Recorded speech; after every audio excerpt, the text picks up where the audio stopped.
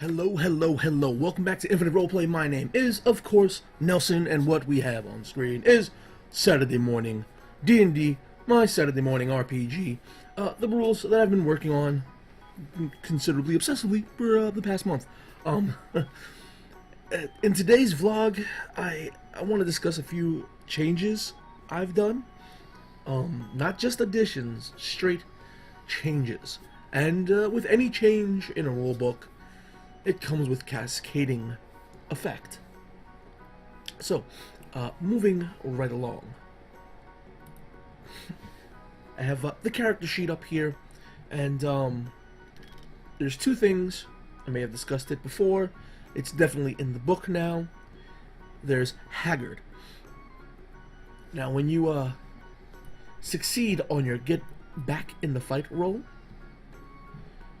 oh, I have to change the wording. You see this? Instead of adding a level of exhaustion, you add a level of Haggard. Your maximum levels of Haggard are 1 times your heroic tier, modified by miscellaneous modifiers that will be introduced in this book and future books. Now, once you have maximum levels of Haggard and you go down, you are down and out. Now, this is normal. Depending on your heroic tier, that may happen faster or slower.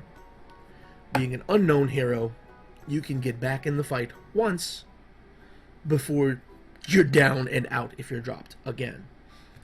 Known hero 3 times, famous hero 4, and of course modified whether or not you have second wind or the don't count me out racial feature of a half-orc.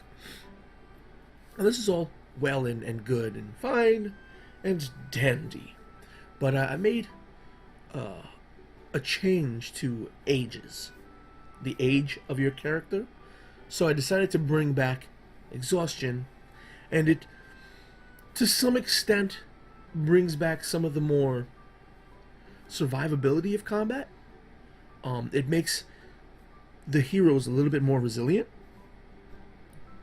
in the way of when you've reached maximum levels of Haggard and you get dropped to 0, you are down and out. However, if an ally who was adjacent to your down and out hero performs a "you're fine" action, you automatically succeed on getting You automatically succeed on getting back in the fight, and you treat your hero as getting back in the fight with one exception. Instead of adding a level of Haggard, which you can't do since you're maxed, you add a level of exhaustion. Exhaustion is a much meaner mechanic, since it requires a long rest to regain or to remove 1 level of exhaustion, which is, a day's rest. So if you have 2, 3, or 4, you're out for a while. While Haggard just resets pretty much after battle. A little bit of changes will be done to that once I've altered the resting mechanic. This means, you can go down successfully in combat a few times, get back in the fight, be all resilient, be heroic, but you can still be brought to the point where every time you're coming back, it's just taxing you. I like that idea, so I had to bring it back. Anyway, let's check out the change I've done to ages. Not like, the Bronze Age, the Golden Age, the Space Age. No, none of that. An age of your character. Going back to the race rules. Initially, age was unimportant, but now it may be important. It can actually modify your character. There are 3 age categories. There's child, not a child, and old fart. Now, what these changes basically do is that children are, they're young, they're irrepressible, you can never keep them down. Whenever they tumble and fall, scrape a knee, they just spring right back up and go around playing. To represent this, if your hero is a child, then you reduce your size by 1 step. So if you're medium, you become small. If you're small, you become tiny. When reducing your size, you have to adjust your awesome power accordingly. Now, normally medium-sized characters have an awesome power of 1. So to go from medium to small, you go from having an awesome power of 1 to an awesome power of half. Meaning, you could pick up and toss around cats and squirrels and whatever that are smaller than you. But you're not as awesome as the bigger guys, right? If you're a halfling and you're small, you become tiny, reducing your awesome power by 0.5 to an awesome power of 0, making little creatures and critters a little bit more scary for you as a hero. But as a child, you can double your levels of Haggard. You gain 2 levels of Haggard per heroic tier instead of the normal 1, to represent the fact that you could be, knocked down and beat up and just spring right back up as if nothing happened. Children are a lot more resilient than us adults. Not a child is the basic age. You're in the prime of your life. You're a hero. Just nothing. No modifications whatsoever. But if you're an old fart, with age comes great wisdom, great knowledge, and really creaky bones.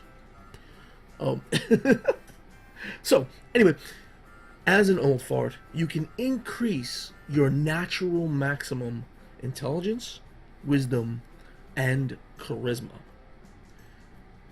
Your natural maximums are 20, but for an old fart, your natural maximum for intelligence is 22, wisdom 22, charisma 22. Which inherently doesn't do anything yet, but as you're adventuring and you're leveling and you're getting ability bonus points and whatnot, you can increase those mental stats a lot higher than anyone else can. This will affect spellcasters. This will affect heroes that take the mentor bond pretty significantly. And as far as it affecting spellcasters, you also may treat your awesome power as being 1 point higher for spellcasting if your spellcasting can benefit from a higher awesome power. Like the priest. The priest's healing benefits from awesome power. So if you're an old fart and a heal monkey, you're healing tons of hit points. Tons of hit points. When I eventually release the mage classes, this will also affect them pretty significantly as well. Now, with the change to ages, the good thing is it opens up a venue for magic items, some wonky, evildoer abilities, like finding a fountain of youth, drinking from a fountain of youth can change your size category. Your age category, forgive me. You can become a baby, which is not in here because you can't be a heroic baby. But a child drinking from the fountain of youth becomes a baby and thus cannot be played until his age is increased. An old fart can become not a child and be thrown back into the prime of their life, the peak of their physical condition.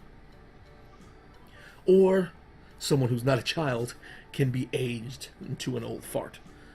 An old fart being aged is a really, really old fart who doesn't have what it takes to be a hero any longer. So, there's that, and I think I will make some spells to adjust people's ages, whether permanently or temporarily. Um, I think that'll be interesting, right?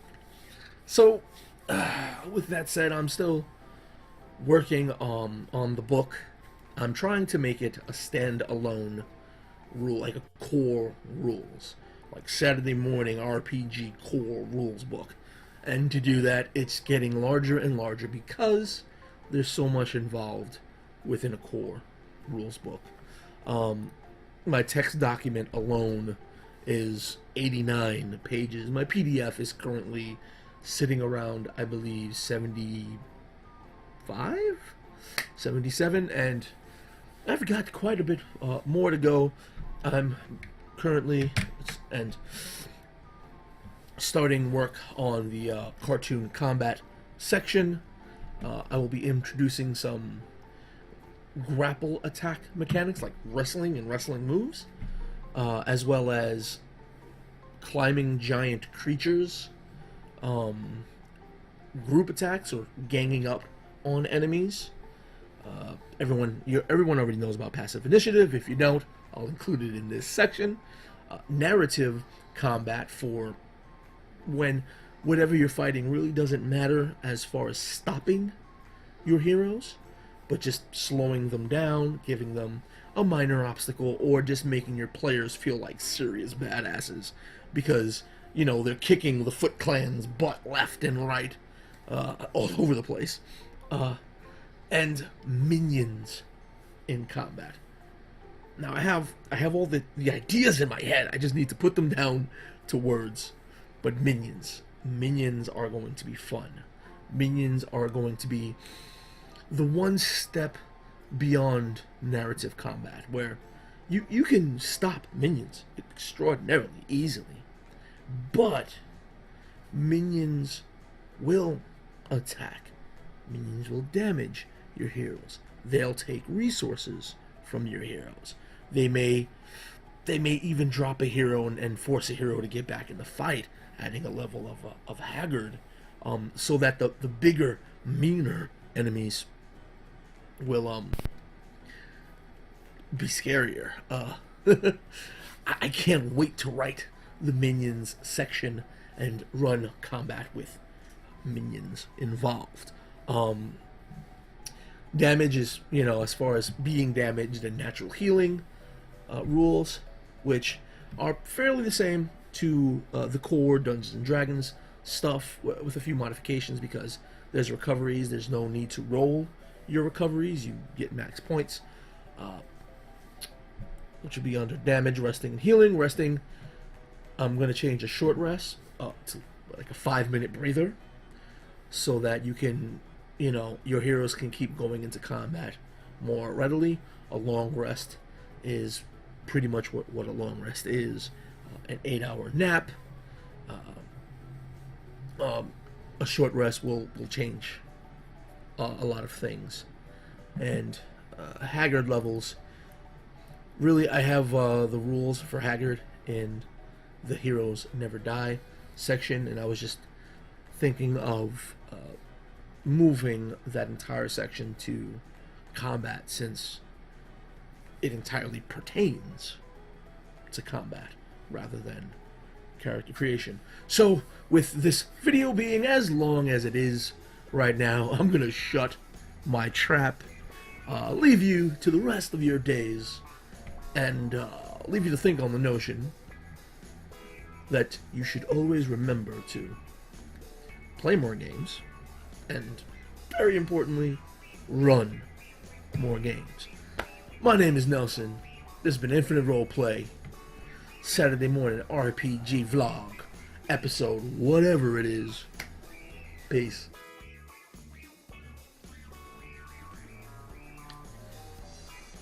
Green Machine is good.